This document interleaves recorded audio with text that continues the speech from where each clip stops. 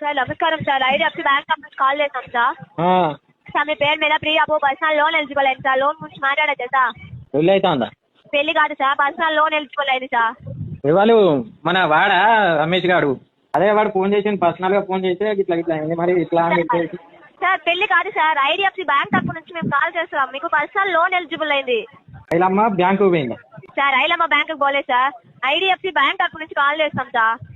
Hello, ఇప్పుడు అదే కానీ పెళ్ళయిందట కానీ చెప్పి నాకు పెళ్ళమ్మ ఒకళ్ళు కొట్టుకుంటే మనం ఏం చేస్తాం? వాళ్ళు మాట్లాడుకొని వాళ్ళు మంచిగా ఉండాలి కానీ మనం ఎన్ని అని చెప్తాం ఏమని చెప్తాం వాళ్ళకు? ఇప్పుడు నువ్వైనా ఇప్పుడు ఆమె బ్యాంకు పోయి పైసలు తీసి ఎవరికి ఇచ్చిన దానికి నువ్వేం చేస్తావు చెప్పు? సార్ వాళ్ళు ఎవరో బ్యాంక్కి పోలేదు సార్, మేము బ్యాంక్ నుంచి కాల్ చేస్తున్నాం. మీకు ఎలిజిబుల్ అయింది పర్సనల్ లోన్. ఇక వాళ్ళు లేచిపోతే లేచిపోని కానీ. సార్ ఏం మాట్లాడతారు మీకు అర్థమవుతుందా సార్? కదా, నాకు ఎందుకు ఫోన్ చేస్తాను మరి? ఊకే 100 సార్లు చెప్పి నాకు ఫోన్ చేయకులే, నాకు లోన్ వద్దు, నాకు ఏం